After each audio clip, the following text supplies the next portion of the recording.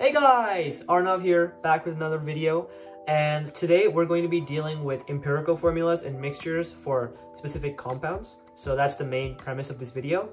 Thank you for your time, and without further ado, let's get into the video.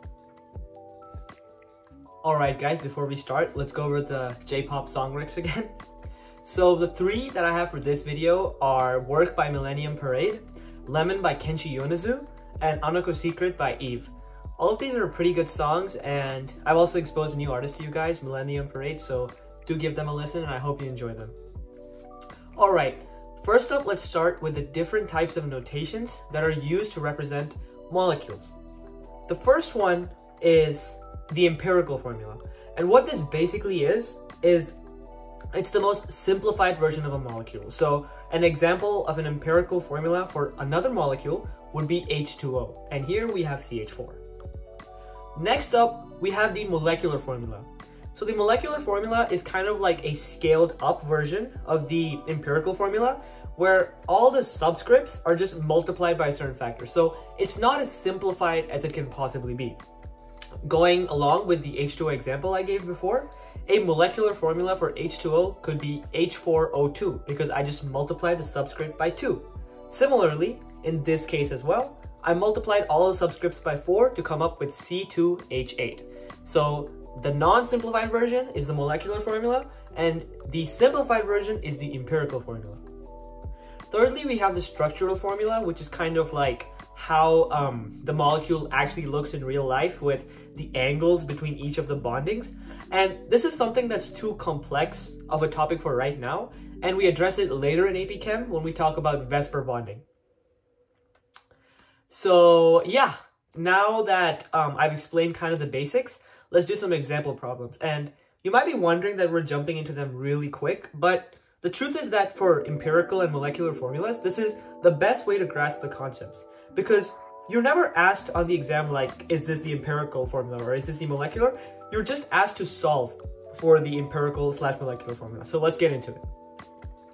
The first question states, calculate the empirical formula of a sample that is 50% sulfur and 50% oxygen. I'm going to do this one with you guys so I can explain the concept. So whenever you deal with a question like this, always assign a mass to the sample you're looking at. That just makes it easy to split the mass of the sample into the percentages that were being given. So in this case, I used a mass of 10 grams. So just assume that the sample that we're looking at is 10 grams in weight. And using that, what we can easily do is just say that the sample contains 5 grams of oxygen and 5 grams of sulfur.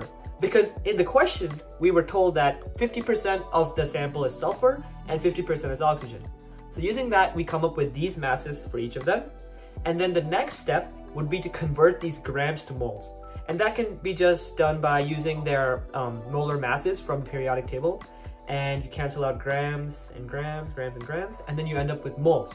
So in this case, we have 0.313 moles of oxygen and 0.156 moles of sulfur. Now the final step to come up with an empirical formula is to divide the bigger mole value by the smaller mole value, and then also divide the smaller mole value by itself. So what this basically does is it just gives us the correct subscripts to find the molecular formula of the sample we're looking for.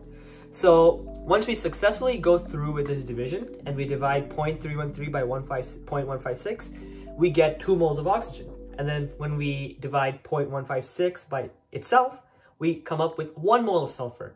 So now we know that the empirical formula, also known as the most simplified version of the molecular formula, is SO2.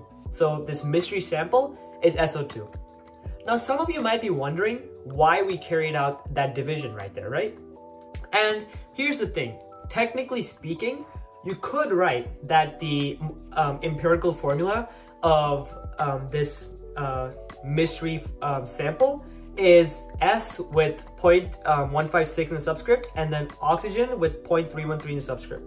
But doesn't that feel a bit dirty? Because having decimals in the subscript is kind of like shabby, you know? Really, you can't have decimals in the subscript. But if you divide and come up with whole numbers in the subscript, it makes the formula more easy to understand and easy to communicate with others. So that is why we go through this division step whenever we're trying to find the empirical formula. The next example we have is calculate the empirical formula of a sample that is 40% oxygen, 40% sulfur, and 20% helium. Now again, assign 10 grams or whatever value you want to use. I would recommend using like 10 or 100 because they're easy to split, but I use 10, right? So assume that the sample weighs 10 grams. So now we know that's 4 grams of oxygen because that's 40%, 4 grams of sulfur because that's also 40%, and 2 grams of helium because that's 20%. Once we have all these gram values, convert them to moles. So we have 0.250 moles of oxygen, 0.125 moles of sulfur, and 0.5 moles of helium. And then finally, divide by the smallest mole value. So divide all of them by 0.125 to get the proper whole value that will go in the subscript of our empirical formula. So finally, we should know, or learn rather, that the empirical formula of this sample is He4SO2. So that's how you do this one. The next one's a bit more complicated because the question says combustion of a molecule produces 110 grams of carbon dioxide and 66 grams of nitrous oxide. If the original molecule only contains carbon and nitrogen, find its empirical formula. Now some of you might be really confused by this statement, but basically what it's saying is we had this mystery compound slash sample, right? And when we combusted it, it basically split into these two molecules. It produced CO2 and nitrous oxide. So there's a reaction that created these two molecules. And what we have to do is kind of use these masses to reverse engineer our way to find the empirical formula.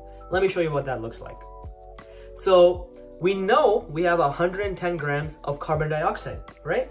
So this is where we have to do a lot of stoichiometry. Our first step will be to convert to grams of carbon dioxide, just like we've been doing up until now, even with all the other questions. So we set grams of CO2 in the denominator and moles in the numerator. And then finally, we need to realize that for every 1 mole of CO2, there is 1 mole of carbon.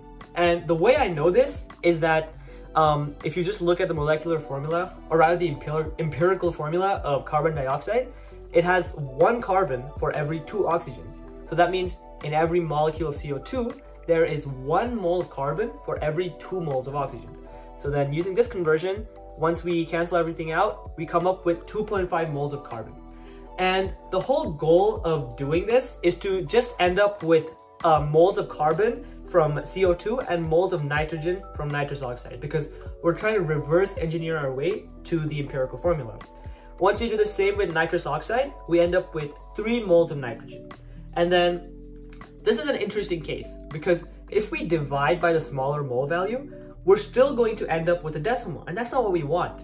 So instead, we're going to multiply both of them by 2, so we end up with whole numbers, which is the main goal of carrying out the division in the first place. So again, instead of dividing, we're multiplying, and then we come up with 5 moles of carbon and 6 moles of nitrogen. Hence, the original molecule was C5N6. Alright guys, our next topic of discussion is mixtures. And you probably know what a mixture is, but it's just a merging of multiple molecules that are different from one another. And in AP Chemistry, our main focus with mixtures is to fixate on one specific molecule within a mixture of molecules and do a number of things with that. Now, before I give you guys examples of example problems with mixtures, I wanted to explain the concept of cross-contamination, which is basically when you increase or decrease the mass percent of a molecule within a compound or mixture. Now, let me give examples of this. Assume you have a solution of sodium chloride, and by mistake, you spill some hydrogen chloride into it. What you've done is you've increased the concentration of chlorine in the solution, because even though the solution already had chlorine in the form of this chloride, you added more chlorine when you spill that hydrogen chloride, and therefore you increased the concentration of chlorine. This is known as molarity, and we'll talk about this more later. But the main idea here is that by spilling something into that original NaCl solution, you committed cross-contamination, and that altered the entire system that was originally present in that NaCl solution. So that's one way you can cross-contaminate.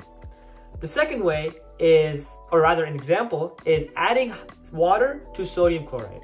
Now again, assume you have that sodium chloride solution and you add a ton of water in it by mistake. What you've done here is you have decreased the concentration of chlorine, because in the last case, we increased the concentration because that molecule we added did have chlorine in it. In this case, water has no chlorine or chloride atoms within it.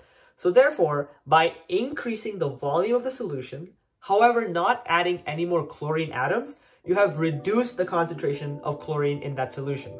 And this is another form of cross-contamination where we have decreased the mass percent of a certain atom or molecule.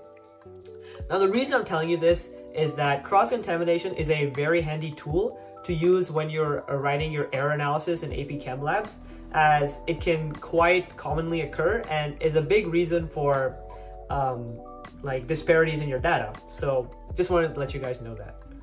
Now let's do some practice problems. If a sample compound weighing 12.2 grams containing the salts calcium carbonate and magnesium sulfate is formed and is known to contain 0.05 moles of magnesium sulfate, what is the percent by mass of MgSO4 in the compound? Now, this is just like a percent problem. We're just trying to find the percent of MgSO4 in the compound, right? So our first step would be to convert the moles of MgSO4 into grams of MgSO4. So here I've given you guys the atomic mass of MgSO4, but on the AP exam, you'll be expected to just get it. I know you guys know how to do it. You guys are really smart. So yeah, once you cancel out the moles in this case, you come up with 6.02 grams of magnesium sulfate, approximately that. And our final step to find the percent is just divide that by the total mass of the compound. And that gives us 49.3% magnesium sulfate. Simple enough, right? Now you guys give it a try. A giant sea salt chip weighs 10 grams and contains 0.1 moles of acetic acid. What is the percent by mass of acetic acid in the chip? I've again given you guys the atomic mass of acetic acid because it's a headache to do it and I know you guys can do it. So yeah, I'll give you 5 seconds to try it out. Alright, I'm assuming you've tried it out, and if not, that's fine, just follow along with me. Again, our first step is to convert the moles of acetic acid into grams of acetic acid. So we do our stoichiometry and we end up with 6.01 grams of acetic acid. And then finally, we put that on the numerator, put our total mass in the denominator, divide, and then multiply by 100 to come up with our percent of acetic acid. Oh, I forgot to mention this in the last one, but when you divide, you do multiply by 100. Yeah, so because you're trying to do percent. So don't forget to multiply by 100. That's quite important. So yeah, that's how you solve this acetic acid one. Just find your mass of that specific molecule, divide by a total mass, and multiply by 100. Thank you guys so much for watching my video today on empirical formulas and mixtures. I hope you found it useful and informative. If you did, I wouldn't mind you guys really dropping a like or a subscription down below, because it really lets me know that you guys appreciate my content. I sound like a broken record at this point, but it really means a lot to me when you guys watch my videos. So thank you so much and see you in the next one.